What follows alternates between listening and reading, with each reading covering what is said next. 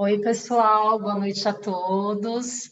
Bom, antes de tudo, eu quero agradecer a presença de vocês. Eu sou a Tatiana Pucci, eu faço a gestão da área de moda e beleza do Senac São Paulo, e hoje a gente vai falar de um tema muito importante, né? Na verdade, de três pilares muito importantes para o mercado de moda: criação, construção e comunicação. E para fazer esse bate-papo com a gente, eu tenho dois convidados muito especiais, o Zé Luiz e o João Pimenta. Eu vou chamar o Zé de Zé Luiz, porque é a forma como ele é conhecido, né? José Luiz, a gente chama ele de Zé. O Zé, ele é nosso professor no bacharelado em Design de Moda. Ele está conosco já faz bastante tempo, né? Acho que ele participou do crescimento da área de moda no Senac. Ele é mestre no assunto. Zé, boa noite, querido, seja bem-vindo. Boa noite, Tati. Boa noite a todos. Boa noite, João. Estamos aqui, né? Vamos nos apresentar primeiro, né? A gente está numa intimidade, ainda que à distância, mas você já começou a falar, né? Sobre quem eu sou, digamos assim. Realmente, eu tenho uma trajetória grande junto ao Senac. Eu sempre me coloco, e com muito prazer, ser cria do Senac, digamos assim. E realmente eu trabalho na área do design, tanto na criação quanto na construção. Uhum. Fiz Bom, meu mestrado. para completar o nosso time, né, Zé? A gente tem aqui Sim. conosco o nosso consultor criativo do Bacharelado em Design de Moda, o João Pimenta, que tem tem sua própria marca, e é essa mente criativa e empreendedora que traz toda essa visão de mercado para nós, né, dentro do Senac. João, seja também muito bem-vindo, obrigada pela sua presença. Ok. Bom, boa noite a todos. Bom, eu sou o João Pimenta, eu sou consultor criativo do Senac e eu tenho a minha marca, né? Sou estilista e antes eu dizia ser estilista de moda masculina, mas agora já não tem mais isso do masculino e feminino, então eu sou só estilista. E é isso. Tá bom, bom. Eu vou contextualizar um pouquinho de tudo que a gente vai falar, né, para o pessoal entender o nosso bate-papo aqui dessa noite. Então, a gente vai falar sobre processos criativos, né, sobre a importância de se criar produtos e serviços de moda que tenham propósito. Na parte de construção, a gente quer resgatar muito a importância das técnicas de modelagem, dos aviamentos, do tecido, né, de todas as matérias-primas, como ferramentas que otimizam, né, que potencializam a criação, até a gente chegar na comunicação.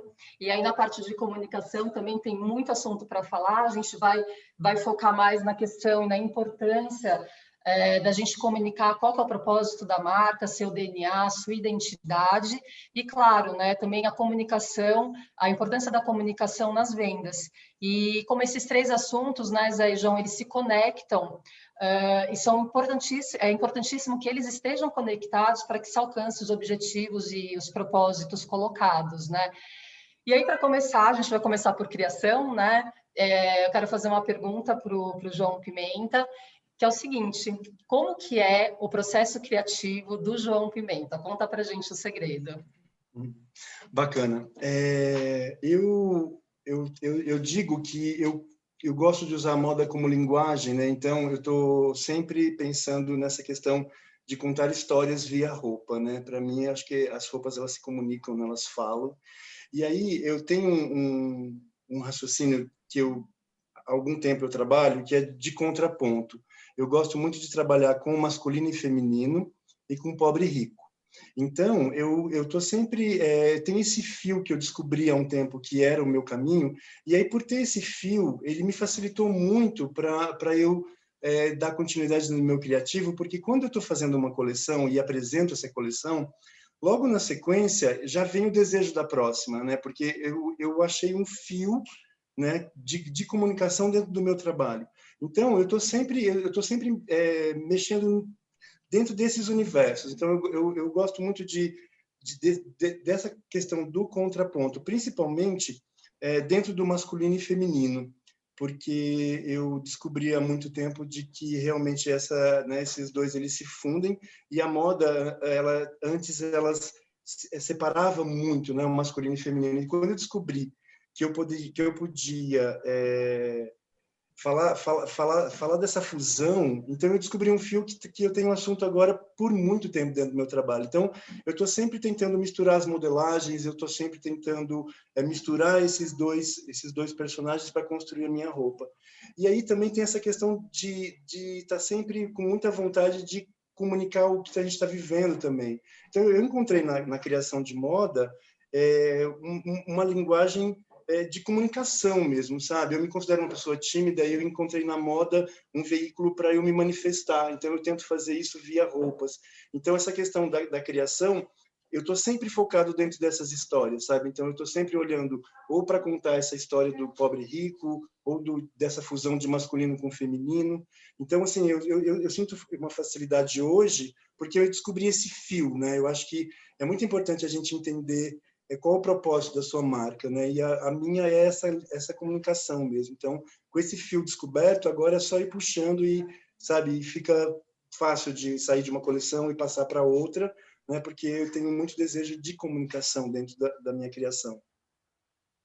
E, João, enquanto linguagem, né, enquanto comunicação, a gente vê também que você tem muito a questão política, né, de estar também, através da sua roupa, né, como você disse, até dos temas que você costuma trabalhar muito, está sempre reforçando questões muito importantes, né, para a gente estar sempre pensando, enfim, para reflexão, né, estimulando a reflexão. Eu acho a moda realmente é um canal muito incrível, né? Porque ele tem essa história da arte, ela tem a história, né, de produto, de comercializar produto e, né, dessa questão da linguagem. Eu acho que a moda é um dos segmentos que mais tem vertentes, né? Então, eu uso mesmo muito essa questão, principalmente porque eu apresento coleções e aí quando você apresenta um desfile, você tem muita visibilidade, né? No momento de uma apresentação de uma coleção.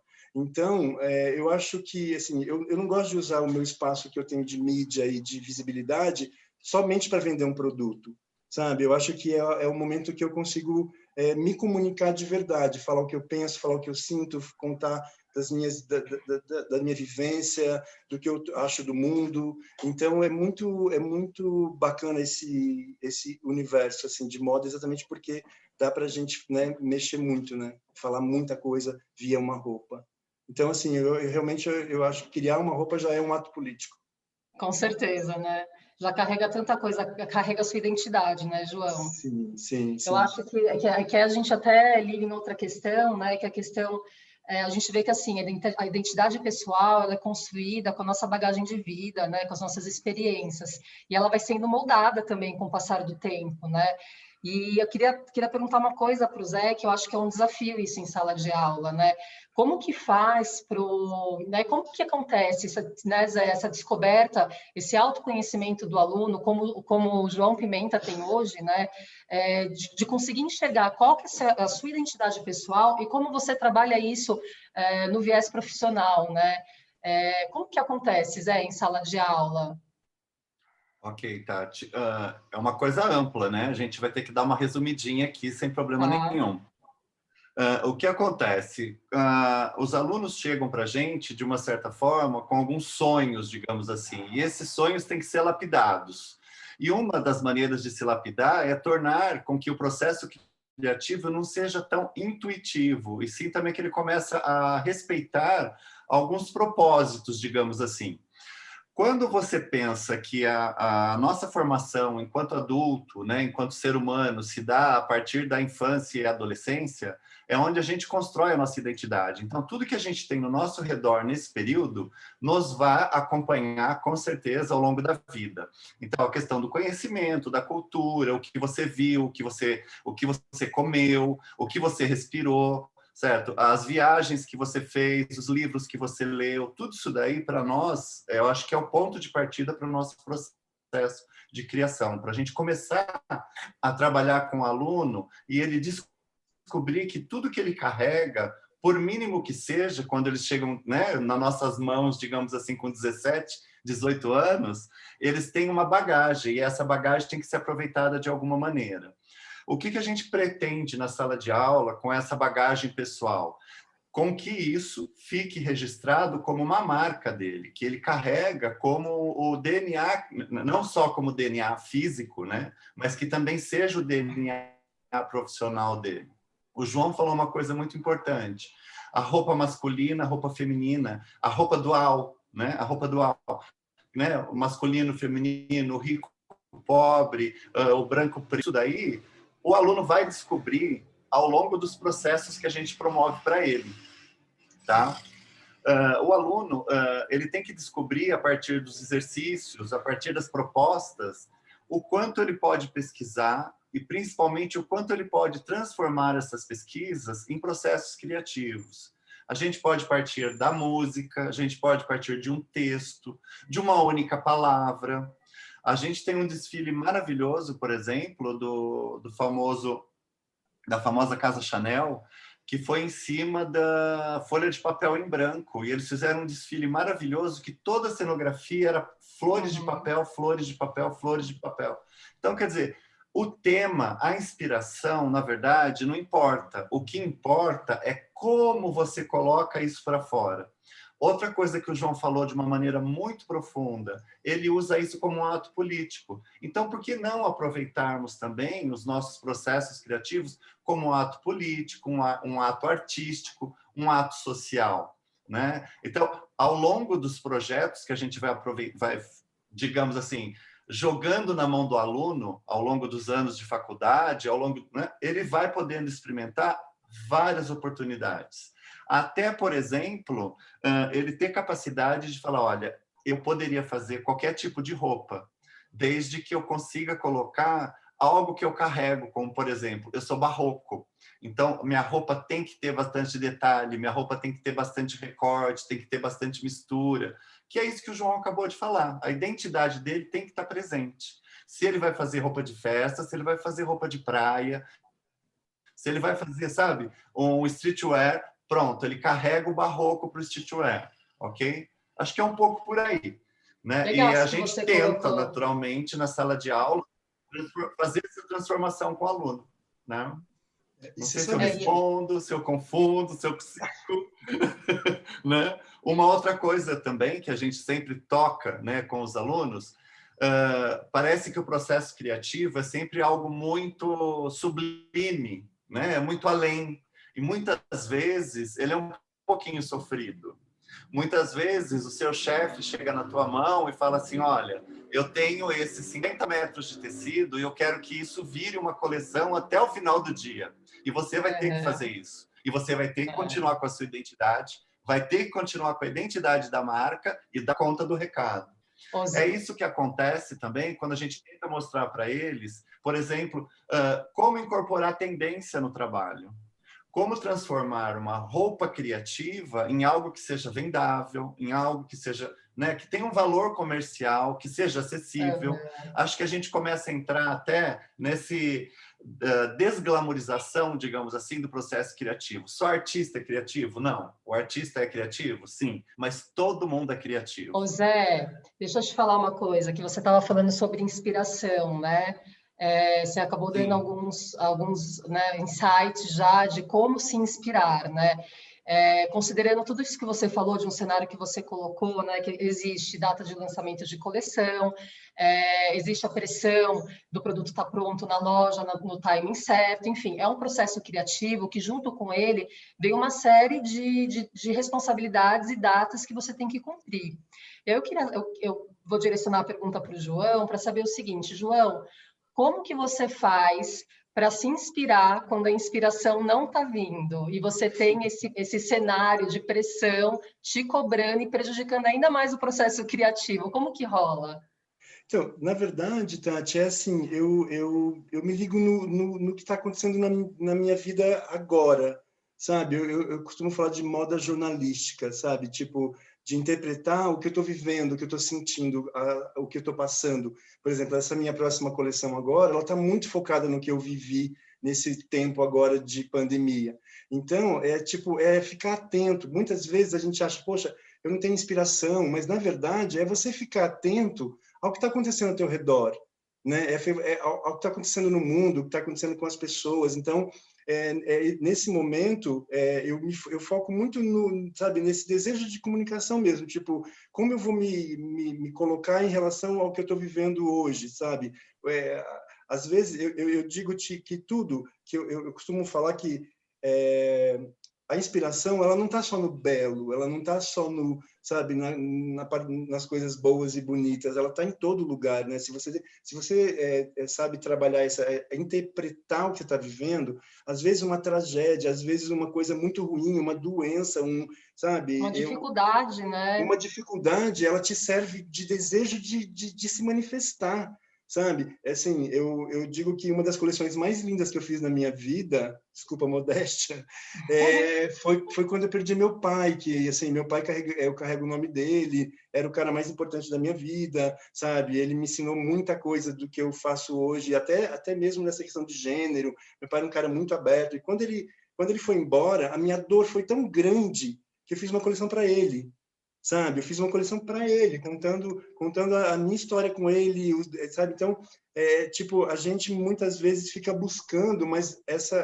esse criativo, ele está muito do nosso lado, porque ele é a nossa história, né? Como o Zé falou, a nossa própria história, ela pode se transformar nesse criativo, né?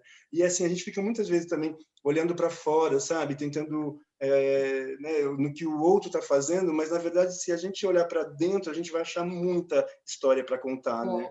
João, eu queria falar uma coisa assim que eu admiro muito nesse tempo que você é consultor criativo do Senac, que eu pude me aproximar e conhecer um pouquinho de você e do seu trabalho. Eu admiro uma coisa que eu queria compartilhar aqui, porque eu acho que é um aprendizado para as pessoas. Você transforma toda dificuldade, até mesmo uma crítica que no primeiro momento te incomoda, que obviamente crítica sempre incomoda o ser humano, você sempre transforma em oportunidade, você sempre traz de volta para você, analisa aquela informação. E eu acho que isso é uma das coisas mais incríveis, porque é o tipo da pessoa que nunca vai parar de aprender, que está sempre aberta, né? Eu acho que isso é uma lição de vida. Eu carrego uma frase comigo que é: transforme seu ódio em arte, sabe? E também, muitas vezes, por exemplo, quando eu comecei a minha marca, que eu era bem deficiente de estrutura, de dinheiro, foi a fase mais criativa do meu trabalho. Quando eu não tinha como comprar materiais, sabe? Quando eu não tinha como comprar um bom tecido, era um estímulo para eu desenvolver um tecido, sabe? Eu acho que é como a gente vê as coisas, né? E transforma elas. Eu acho que isso que é interessante na questão do criativo, né? Essa transformação que você consegue fazer das coisas. Legal. Zé, deixa eu te perguntar, seguindo a mesma linha da pergunta do João sobre inspiração, queria saber como que você faz para inspirar os alunos a se inspirarem, com data de entrega de trabalho, com a pressão toda que existe na vida deles também, né? Ok. Bem, eu acho que o João falou uma coisa muito bonita e muito importante. A criação nasce da necessidade, certo? O homem sempre foi criativo nesse sentido. Tudo que o homem precisou, ou ele adaptou, ou ele criou realmente. Então, quer dizer, a criação para roupa também vem da necessidade. Então, o exemplo que eu dei, por exemplo, meu chefe chega com 50 metros de tecido e fala: isso tem que ser resolvido. Não é, na verdade, um aspecto negativo. Muito pelo contrário. São as ferramentas que nos levam ao processo criativo.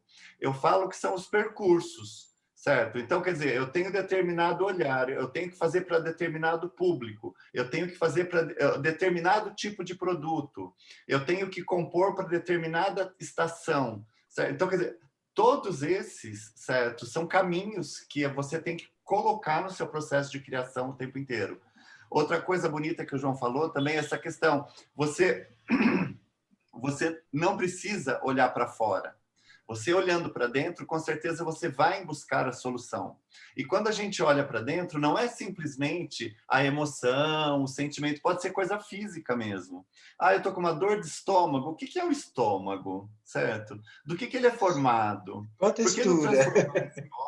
Exato, não é? Por que não transformar esse órgão numa estampa? A textura que tem o fígado, que tem o estômago, sabe? Então, quer dizer, a gente tem um caminho muito lindo, sabe, para tudo isso, né? Então, quer dizer, a gente tenta colocar na mão deles exatamente esse processo. Muitas vezes a gente chega para eles e fala assim: olha, nós vamos trabalhar com a obra do Chico Buarque, fantástico.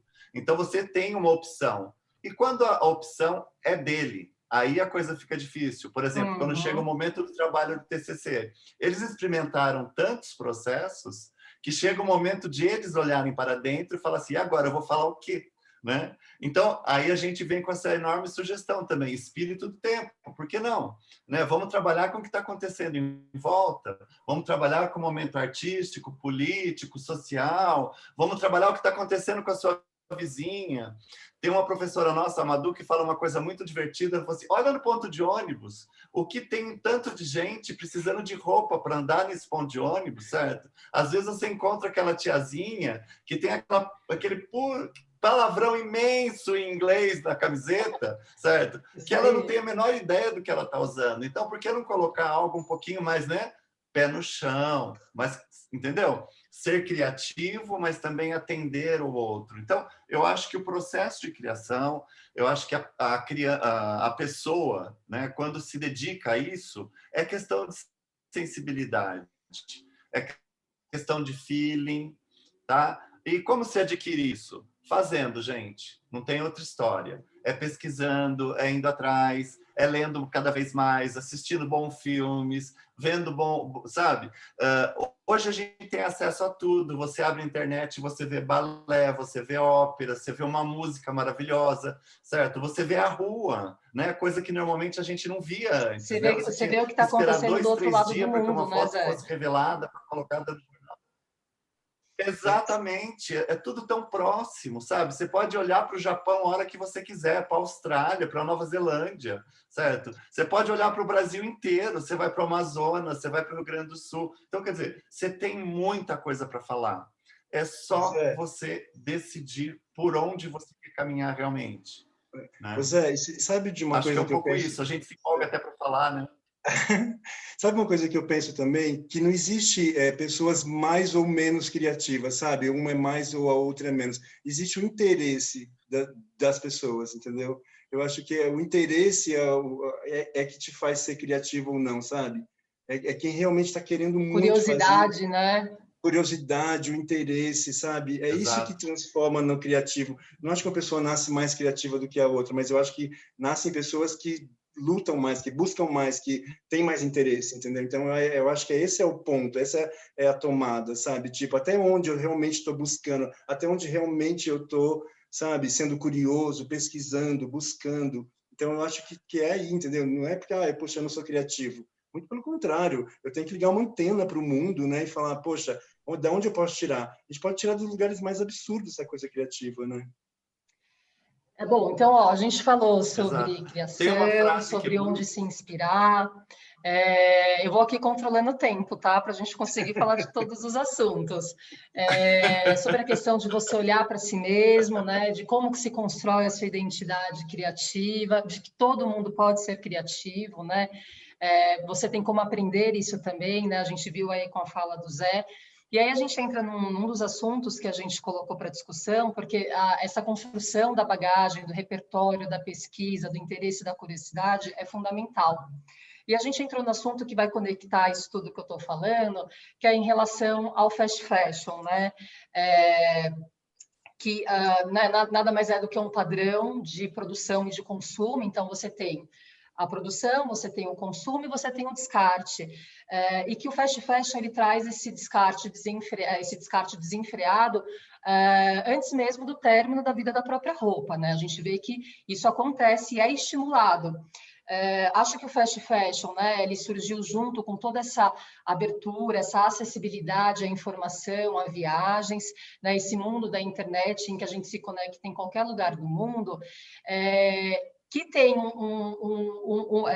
tem um momento de preocupação com relação a ele, né, que é de massificar a mesma informação de moda para todos, mas, ao mesmo tempo, a gente tem uma coisa muito bacana, que é a democratização, pela primeira vez quando surgiu o fast fashion, da informação de moda para qualquer classe social, que antes a gente não tinha. Então, a gente acabou amarrando nesse assunto do fast fashion por causa da pesquisa de moda, né? A gente sabe que o hemisfério sul, por muito tempo, sua base de desenvolvimento de produto foi a pesquisa no hemisfério norte, né? Nos polos de renome internacionais de moda. Só que acabou virando uma grande bagunça, né, gente? Porque nem estação climática mais a gente tem para esperar acontecer lá para trazer para cá. E com essa acessibilidade à informação, o carinha que está lá no Amazonas, na internet, ele tem o mesmo desejo de consumo que o outro cara que está, sei lá, com uma menina que está usando burca, né? Com culturas completamente contrastantes. Então, a gente traz, eu acho que, um momento de reflexão, porque a gente está falando muito do processo do João Pimenta, que tem uma marca autoral, né? Que tem esse é o propósito, esse é o posicionamento da marca João Pimenta. E a gente também tem no mercado loja de departamento, marcas comerciais, que têm posicionamentos diferentes. Então, na verdade, o que eu gostaria de passar aqui, né? Que a pesquisa de moda ela é fundamental enquanto informação, enquanto construção de repertório, de bagagem, e que ela deve ser usada para o mapeamento do que esses consumidores estão desejando ou estão por vir. Né? Eu acho que essa é a grande pegada, porque hoje as pessoas querem marcas que tenham um propósito, né? Que se posicionam. E aí, não dá para a gente trazer uma coisa que aconteceu lá no outro lugar para cá. A gente precisa de um processo criativo, a gente precisa trazer a nossa identidade, a identidade do criador, a identidade da marca para esse consumidor final. Né? Eu acho que foram mudanças que foram acontecendo com toda essa aceleração que a gente teve do mercado. E aí, Zé, gostaria que você complementasse com a questão de onde surgem as tendências. Você é danada, hein? Bem, se você for pensar historicamente, né, você já deu todo o panorama necessário aqui, certo?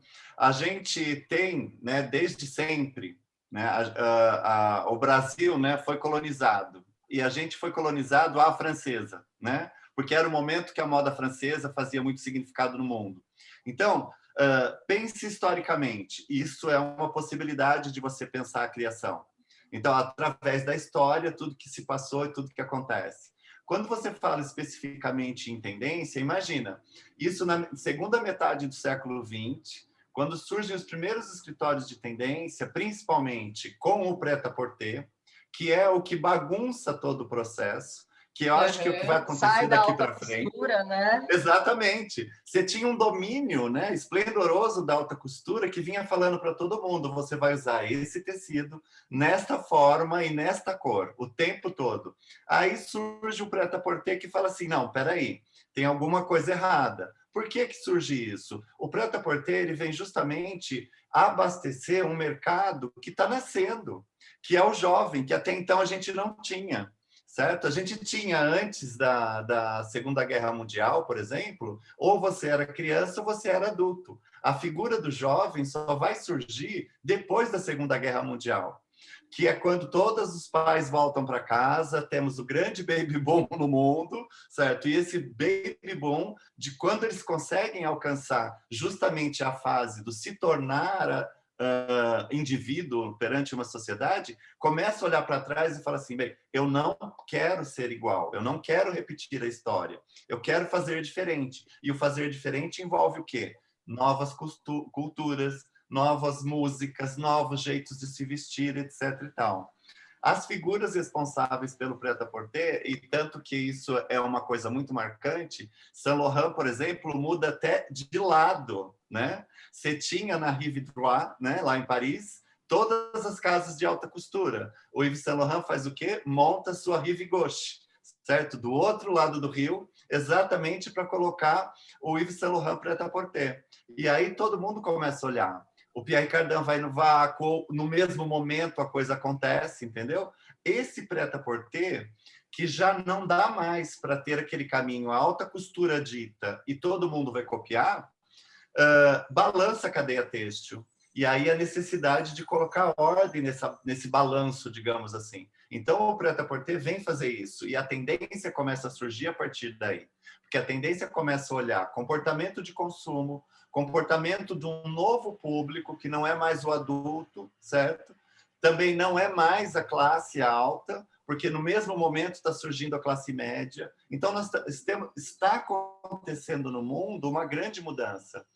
Você tem a alta costura, que é o sofisticado, tal. Você tem a roupa esporte, que começa a surgir na rua. Você tem o jovem, você tem a classe média crescendo. Então, tudo isso daí faz mexer, sabe, até os dias de hoje.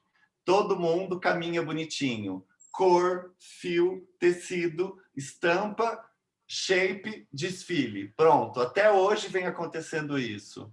E é justamente o prêt-à-porter, é justamente os escritórios de tendência que colocam essa ordem e que carrega para o fast fashion a possibilidade de isso ser divulgado de uma maneira mais ampla. Bem resumidamente, hein, Tati? Não estou, né? Estou só explanando. Mas aí eu estou mostrando... Eu estou mostrando um monte de coisa importante. Eu estou falando da história, eu estou falando de sociologia, eu estou falando de como a moda reflete o que psicologia. está acontecendo no mundo, né, Zé? Exatamente. Se a gente jogar para os dias de hoje, por exemplo, tudo isso que você começou a falar, que o fast fashion começou a jogar no mundo, certo? As questões de sustentabilidade também nascem por aí. Exatamente, porque todo mundo começa né? a descarte horroroso A e questão você do consumo pode pensar a consciente, né, criação Zé? pela sustentabilidade, sem problema nenhum. Exatamente, por Então, quer isso que dizer, essa transformação que vai acontecendo no mercado é fundamental que o profissional de moda esteja sempre atento para ir acompanhando e para criar suas estratégias de negócio, né? Suas estratégias de criação, seja qual a função que ele assume no mercado.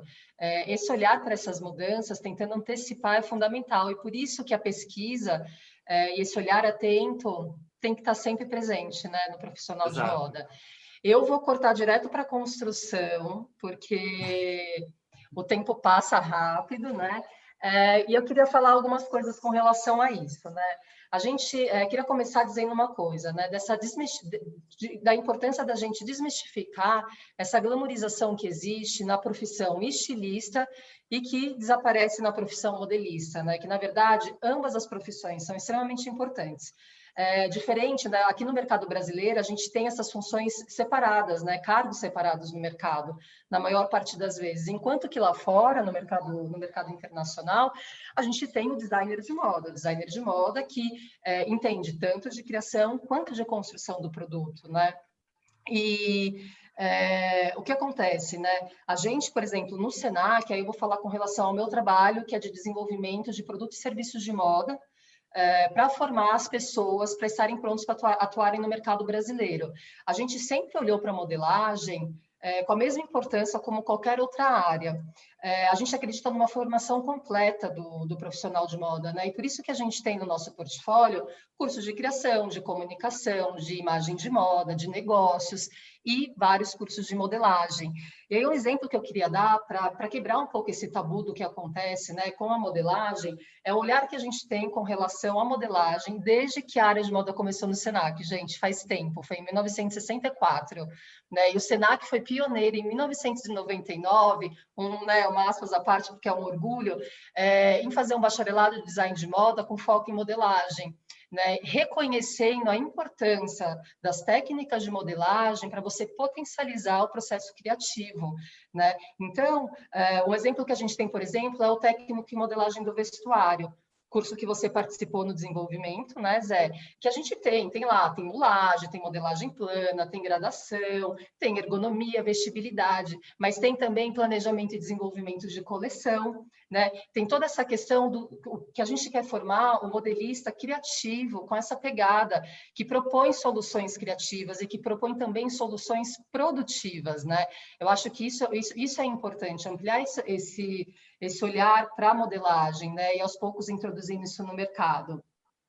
E aí eu quero conectar já com uma marca do João Pimenta, né? Que todo mundo que acompanha o trabalho dele sabe, que é que ele sempre fala: eu crio fazendo, eu crio construindo. Você pode falar para a gente, João, um pouquinho da sua experiência com relação a isso?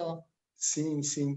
Eu não costumo desenhar a minha coleção, né? Eu tenho a inspiração, eu tenho o fio que eu estou puxando, eu tenho a história que eu vou contar, eu tenho uma cartela de cor que é o do desejo, né? Ou das pesquisas que eu fiz, né? Porque eu também acredito muito nisso, que a gente tem que ver o que todo mundo está fazendo para a gente achar o nosso caminho, né? Não copiando, mas sim se inspirando e achando, né, o que é o teu caminho, mas não adianta eu vir propor uma cor que está totalmente fora do que as tendências estão mostrando, porque aí eu fico fora do mercado também.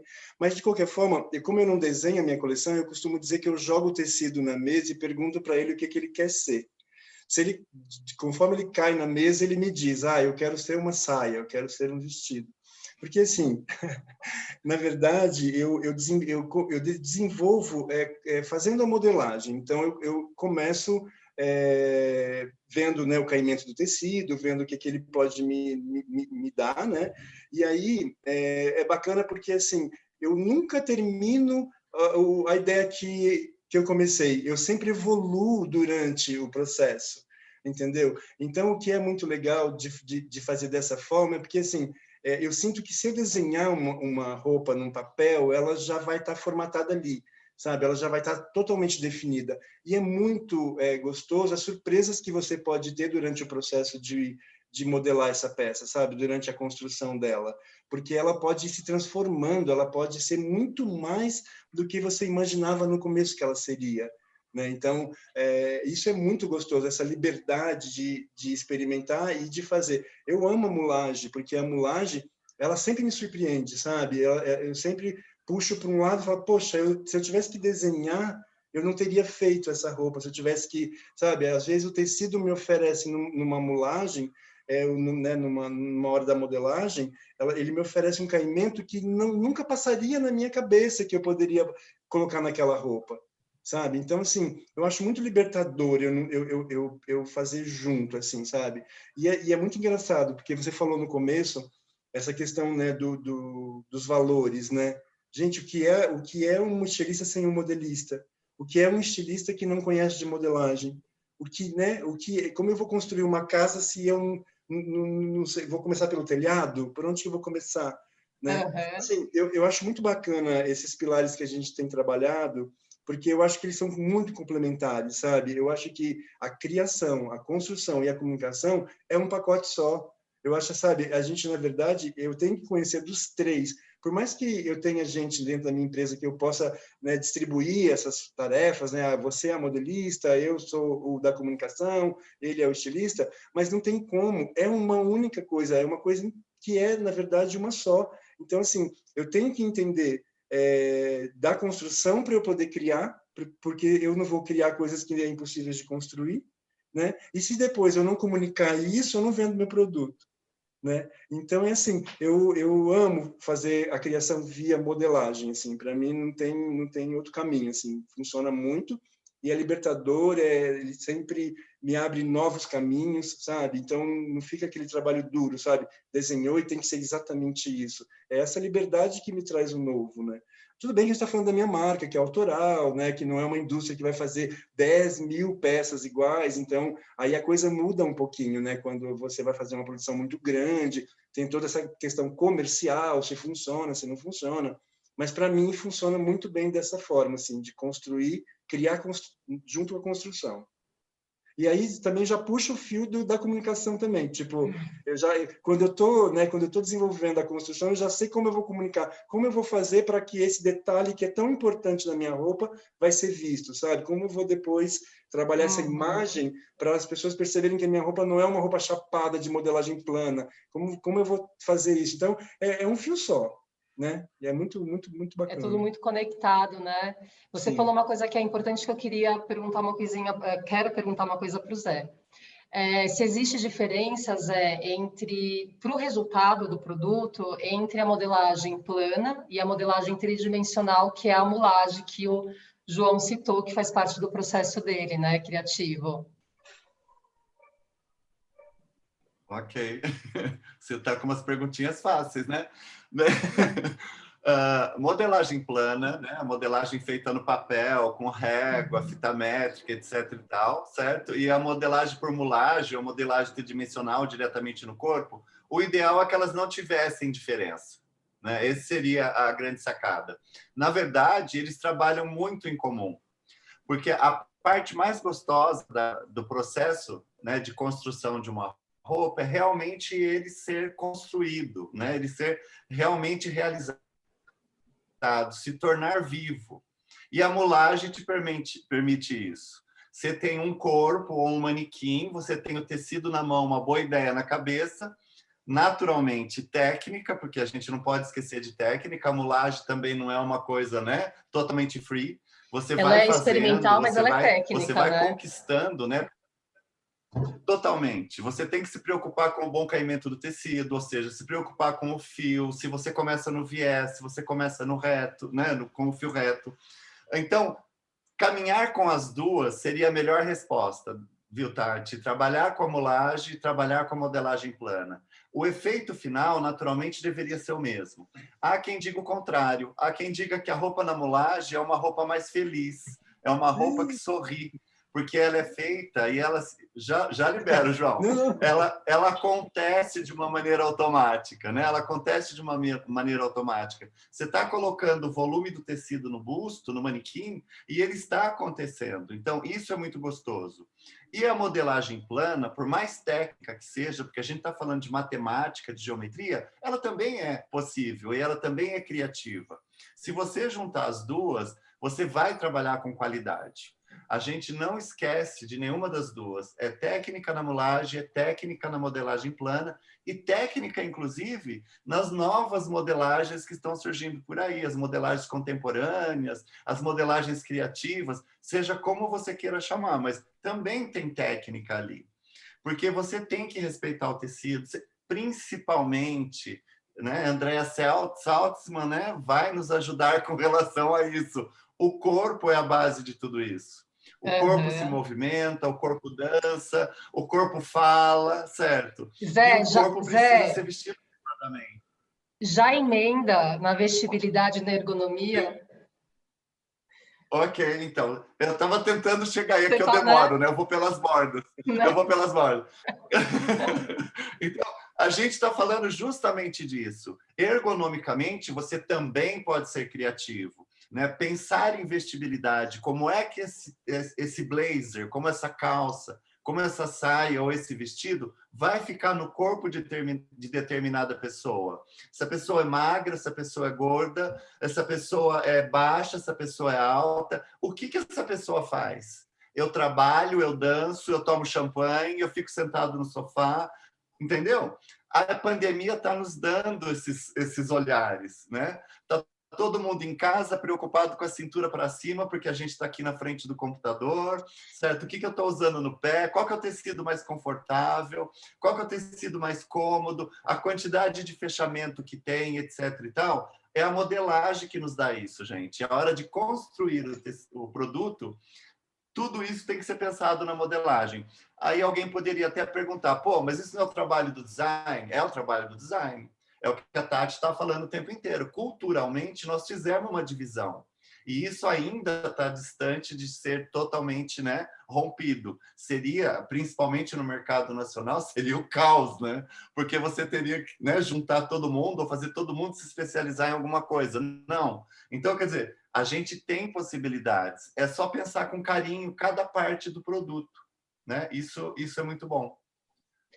E, Resumia. João, a gente sabe que você trabalha bastante com figurino também, né? Queria que você falasse um pouquinho dessa... Como que é criar respeitando a movimentação necessária para um espetáculo, né, de dança, ou para uma peça teatral? Como que é esse processo? Tati, o figurino é tão bacana, eu amo tanto, porque, assim, eu acho que ele deixa as coisas muito claras, sabe? Assim, porque, por exemplo, no teatro, o figurino, ele é o facilitador do entendimento do texto.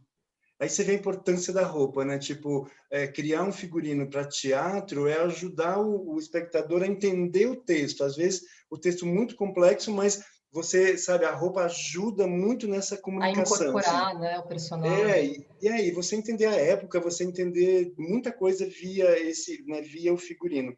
Agora, na dança, aí que a coisa pega, porque aí sim a roupa tem que funcionar muito, né? Ela tem que essa modelagem para dança, ela tem que ser muito impecável, muito perfeita, porque você precisa de todos os movimentos livres, né? E como fazer todos os movimentos, né, vestido? Então, assim, quando eu comecei a fazer figurino para dança, eu digo que quando eu comecei a fazer esses figurinos para danças, eu realmente entendi o corpo, sabe? Porque para moda, a gente, sabe, assim, tá bonito, ok, pega um pouquinho, mas tá bonito. Agora, para você fazer um figurino dentro de dança, você tem que saber muito de articulação, de movimento, né? Então, é muito legal, assim. Aliás, figurino é um caminho, assim, um trabalho muito interessante, assim. Eu gosto de moda, mas amo figurino também. Muito bom. Bom, a gente falou de criação, de construção, né? Você já contou um pouquinho também, deu um spoiler aí de como toda a criação, a construção e a comunicação, esses três pilares, eles andam junto, né? Eles são sempre conectados. A gente não vai conseguir aprofundar muito sobre comunicação, mas eu acho que a gente pode falar um pouquinho de como se potencializou a importância da comunicação de moda com todo esse alcance, avanço tecnológico que a gente tem hoje, né? Que acabou transformando a imagem de moda em uma grande protagonista, né, para você contar histórias. Porque a roupa pela roupa é uma roupa, a roupa com corpo é outra coisa, a roupa com make hair, com cenário, com movimento, com interpretação, tem outro resultado. E aí eu queria que você falasse, João, sobre essa construção de imagem na sua marca, que acontece desde o processo, desde o momento em que você está criando. Então, você sabe que essa questão que a gente está vivendo hoje da pandemia, eu acho que eu digo que ela empurrou as pessoas para o futuro, né? A gente tinha uma certa dificuldade aqui dessa questão do virtual, a imagem ela era importante no desfile só, sabe? A gente não fazia muita campanha, a gente fazia a imagem do desfile e depois ficava trabalhando em cima disso durante toda os 6 meses que a coleção fica na loja. Mas hoje, com essa questão do virtual, né, dessa questão que, aliás, é muito engraçado, né, porque assim, essa questão da pandemia não é uma coisa positiva, mas ela tem muitos lados positivos, né, Tati? Essa questão hoje da gente ter ido para esse lugar, né, do virtual, eu acho que ela facilitou muito a vida de muita gente, né? Para mim, assim, mudou tudo, e eu fui empurrado para o futuro e a gente teve que aprender tudo de novo. Então, por exemplo, assim que começou, a gente estava com uma coleção pronta para ser comercializada. A gente tinha uma coleção que estava acabada de ser produzida e a gente ia lançar, e aí a coisa parou toda. E aí falei, poxa, e agora, né? Como é que a gente vai fazer se eu não posso receber o cliente aqui? Como é que eu vou vender essa roupa? Aí a gente começou a postar na loja virtual, falei, poxa, a loja virtual é a solução. Aí fizemos, primeiro, uma roupa no estilo. Fizemos um estilo, essa roupa foi para a loja virtual, não funcionou. Aí a gente resolveu vestir no manequim. Aí nós vestimos essa roupa no manequim, funcionou um pouquinho, mas também não faz, gente, a gente não vai conseguir se encontrar. Quando a gente colocou essa roupa num corpo, né, numa pessoa, a gente já sentiu uma diferença muito grande, tipo, opa, sabe, já começou a ter mais, as pessoas começaram a entender mais como caía essa roupa. Agora, quando a gente criou um contexto para essa, né, uma imagem para essa roupa, então o corpo, a pessoa, onde ela está, o local onde ela está, né, o clima, e aí sim a gente conseguiu muito que as pessoas entendessem qual era a nossa proposta para aquela roupa. E aí eu tenho dito que, assim, essa questão da imagem hoje, ela é tão importante quanto o produto, porque não adianta eu ter um produto se eu não sei construir uma imagem, né? Então, assim, e eu acredito que para o futuro, cada vez mais a gente vai ter que entender. Existem os profissionais, mas o estilista tem que saber de imagem, ele tem que saber construir uma imagem também, porque senão essa roupa ela não se movimenta. E as pessoas, elas querem histórias, né? Elas querem comprar um produto onde elas consigam entender né, qual é a mensagem que você está passando com aquela roupa. E essa mensagem é essa imagem, né? É a imagem que vai me dizer essa mensagem, que vai me passar, né, para as pessoas qual é o sentimento, né, de que forma que aquela roupa pode ser usada. Então a gente está completamente apaixonado por imagem, assim. Eu virei fotógrafo durante a pandemia. É demais, né? Montamos estúdio. Sabe uma coisa super interessante? O nosso bacharelado em design de moda, ele tinha antes o foco em modelagem e estilismo, né, Zé? Você complementa, por favor, as informações. Com esse crescimento da importância da construção da imagem, no trabalho de conclusão de curso, em que os alunos tinham várias linhas de TCC para escolher, a gente teve um boom, um avanço, assim, uma quantidade enorme de alunos escolhendo a linha de comunicação de moda, né, de imagem de moda, que eram sinais para a gente, não só que o mercado estava dando, mas que esses jovens estavam a fim de trabalhar. Essa galera nova, como que eles se comunicam hoje? É da imagem digital, né? Por isso que a gente tem uma importância também super grande na venda online, né? Em várias estratégias que tem de venda remota, online, enfim. E eu queria falar do bacharelado de design de moda de hoje, que, por exemplo, a gente mudou, a gente atualizou, ele está desde esse ano já desse modelo novo, que ele trabalha 3 pilares: criação, construção e comunicação. E é um projeto desenhado também para atender muitas coisas do que a gente foi falando hoje. O aluno, ele entra, ele tem um portfólio de projetos para escolher. Ele não é obrigado a cursar todos, ele tem uma quantidade mínima, e o projeto ele vai escolhendo conforme ele vai se encontrando enquanto identidade pessoal, enquanto o que eu quero ser no mercado de moda, que ele vai tendo e construindo esse autoconhecimento para criar seu próprio portfólio e para preparar. Então, ele, o aluno é o protagonista e o responsável por construir esse percurso formativo, né? E aí a gente tá muito alinhado com relação a isso quando você fala no que você disse, de que não adianta só criar e não pensar como que vai ser essa comunicação, a história que eu quero contar. Não adianta eu criar e não entender absolutamente nada de modelagem, ou ser um modelista que eu não consigo dialogar com o restante da equipe, né? Então, como é importante esse autoconhecimento, a gente conseguir se olhar e nos projetar, que você falou que é uma coisa da pandemia, no futuro, para conseguir desenhar o nosso percurso, né? E aí, no caso que eu estou falando, do percurso formativo. E aí, Zé, queria só que você complementasse para a gente entrar depois nas perguntas sobre essa questão, né, desse olhar assim, de como cresceu também a presença das marcas em estratégias de venda no e-commerce, né, e em modelos híbridos também. Ok. O que acontece, Tati? O João falou de uma parte muito linda, que é a imagem, né, que a gente propõe desde quando você está concebendo a coleção, desde quando você está no seu primeiros passos do processo de criação, querendo ou não, a gente já vê o que está acontecendo lá na frente. Agora, a gente tem outras necessidades. Então, a gente precisa desse apoio digital, a gente precisa desse apoio do e-commerce, a gente tem que estar na rede social, a gente tem que estar de todas as maneiras. A gente tem site para venda, a gente tem a rede social que vende, a rede social que comunica. Então, a gente tem que se preocupar com isso. Então, a gente não faz mais só a imagem de moda ou a comunicação de um produto de moda para o desfile, para um editorial, para uma foto para colocar no outdoor, alguma coisa assim. A gente está preocupado em chegar muito mais próximo do nosso possível consumidor. E aí a gente está falando também, em termos de comunicação, do produto em si, certo? Tudo que temos de importante dentro desse produto. As etiquetas, as tags. Lembra lá na década de 90, quando os italianos resolveram abrir as cozinhas para todo mundo conhecer? Ah, venha conhecer minha cozinha, etc e tal, e a gente teve um movimento muito bacana.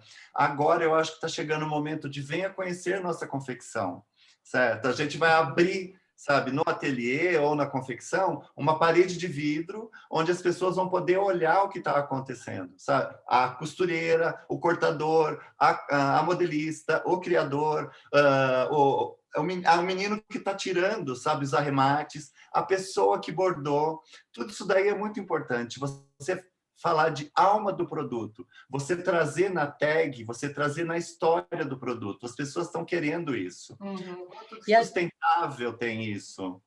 E Zé, a gente vê, por exemplo, no Instagram, né, que é um veículo de venda e de comunicação da marca João Pimenta, a gente vê ele contar as histórias, né, através da construção dessas imagens. Então, isso é muito importante, porque você está colocando para fora o que é a realidade. Não é aquele mundo glamorizado que a gente estava falando lá no começo, né? É um mundo mais real, mais próximo da pessoa. E toda essa moçada que nasceu com o celular na mão, fotografando todo e qualquer momento, que sabe usar o TikTok de uma maneira muito grande, certo? E qualquer outra ferramenta, né? Qualquer outra ferramenta digital, e se promove, porque ele aprende a se promover desde pequeno. Então, promover a marca, promover o produto, vai ficando muito mais fácil para ele. Então, eu acho que isso também colabora com esse crescimento da linha, né, digamos assim, de comunicação, a imagem de moda, etc. e tal, porque também, né, não dá para ficar juntando Lé com Cré e simplesmente colocando num fundo bonitinho, né? Aí tem uma pergunta que veio para o João. Se durante o período da pandemia você teve aumento ou queda nas suas vendas? Então, na verdade, eu tive um aumento, Tati, por incrível que pareça. Por quê? Porque a gente acordou para a diversidade de outra forma, sabe? A gente sempre teve a diversidade como foco, né? Que, aliás, quando a gente estava falando de comunicação, era uma coisa que eu queria colocar rapidamente, que é assim, é muito importante essa coisa da comunicação, a gente saber como comunicar, porque hoje a gente está vivendo num momento que uma comunicação feita de uma forma equivocada, ela afunda a sua marca. Se hoje você, né, não inclui, se você não tem a diversidade, entendeu? Então você está, né, ela pode te ajudar, Você como dá ela um pode, tiro no pé, né? ela pode ser um tiro no pé.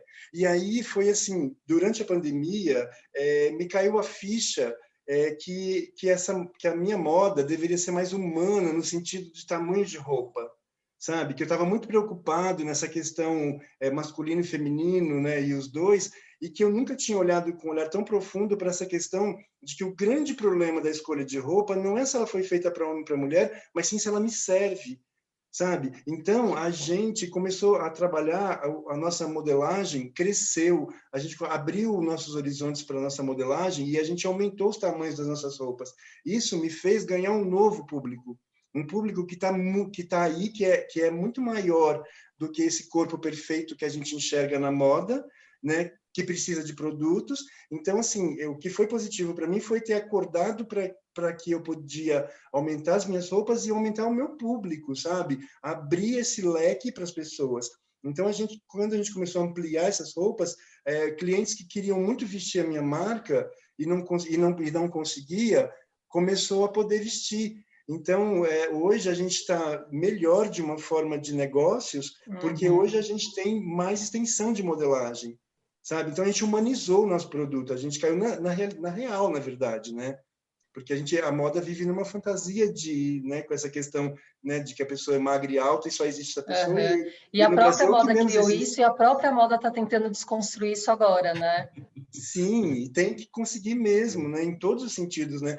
Por isso que eu te falo que eu acho que esse segmento de moda é incrível, porque você viu, é muita comunicação, né? É muito político, é muito arquitetônico, é muito Muito. artístico. Eu amo a moda. Tem uma pergunta aqui se tem idade para estudar moda. Não tem, né? Eu acho que você pode começar hoje com tanto acesso que a gente tem a vídeos no YouTube, você consegue começar a estudar até você ter a idade. Tem muitos cursos que você pode entrar a partir de 14, 16 anos. Tem uma aluna, Zé, perguntando como se motivar nesse período para continuar estudando. Né? E aí, eu acho que é um pouco dessa questão, né? Se inspire nas dificuldades, se inspire na mudança e transforme a mudança em algo positivo para você, né? Eu acho que esse é o grande desafio da vida adulta, da vida profissional, né? É a gente transformar todos esses momentos em algo positivo. Só deixa eu ver se tem mais alguma coisa aqui. Tem uma que é ótima, não sei se é ele ou ela, a Ale Freitas, que fala sobre que sempre depois de um período de mudança, a gente sempre tem um boom na moda. E é isso, né? Acho que a moda é reflexo do que está acontecendo e a gente vai ver sempre mudanças de acordo com o que acontecer. Então, agora com pandemia, a gente tem toda essa questão do comfort wear, né? De respeitar a praticidade, o conforto, e que isso, de uma forma ou de outra, vai migrar depois para a vida, como a gente teve em diversos outros momentos da história, né? Eu acho que foram muitos, sempre, a moda está sempre retratando, né? É um reflexo do que está acontecendo na sociedade. Ela já está respondendo tudo, viu, João? Eu fui respondendo porque eu estou aqui com o relógio 19h58. Então, eu vou fazer o seguinte, ó. Vocês querem, resumidamente, a gente vai encerrando por aqui. Queria que se vocês quiserem deixar uma mensagem ou falar alguma coisa, por favor. Bom, eu quero dizer que a gente está num segmento que realmente ele é muito incrível e que você falou a questão, né, de idade para moda. Eu acho que quanto você tá, né, você tem um caminho que é totalmente para não tem isso, entendeu? Eu acho que você tá o tempo todo você pode tomar um caminho novo. Então, assim, eu vejo hoje que eu estou com a moda mais legal na minha cabeça, então eu queria estar começando tudo de novo agora, sabe? Então não existe essa de idade, muito pelo contrário. E você, Zé? Bem, o João já respondeu, você já respondeu, né? Eu sou muito suspeito, porque moda para mim é desde criança, né? Então, quer dizer, a única coisa que eu fui adquirindo, se é que eu posso falar isso, se é que eu adquiri, né? Foi mais paixão. Foi mais paixão, porque sempre a gente está descobrindo coisa nova. Isso que é o gostoso. Você poder olhar todo dia para um lado diferente e poder transformar em algo belo. Não só o belo do belo, certo? A roupa da alta costura, a roupa linda, maravilhosa. O belo transgressor, o belo Exatamente. inusitado, inovador. Não. A gente tem coisas muito mais maravilhosas. O João falou de coisas interessantes. O corpo diferente. Gente, o corpo A diferente. Quanta pluralidade gente dos está corpos, precisando da gente. Quanta gente, sabe? Está sentada numa cadeira de roda que precisa vestir legal, etc. Então, sabe, tudo isso daí é muito mágico, sabe? É um universo muito grande, é um universo muito interessante. Olha, infelizmente o nosso tempo está acabando, mas eu vou pedir para o pessoal colocar no chat quais assuntos que vocês gostariam que a gente trouxesse num próximo encontro, né? Que eu acho que é uma forma da gente continuar a aprofundar mais tudo isso. Eu quero falar para o pessoal também que vai aparecer lá no chat também o endereço que tem de um portal de conteúdo de moda do Senac, que é o senacmoda.info, que quem tiver interesse por conteúdo de moda, entra lá. E aí, por último, para a gente finalizar, eu quero pegar uma frase do João Pimenta, que é o seguinte, que aí me inspirei na sua inspiração, João. Transforme seu ódio em arte, transforme seu ódio em conhecimento e transforme o seu ódio em bondade. Então, é isso. Acho que a gente encerra esse encontro de hoje. Obrigada para o João, para o Zé, por estarem aqui com a gente, compartilhando esse conhecimento que eles têm, né, tão potente. E obrigada pela presença de todo mundo. Foi um prazer.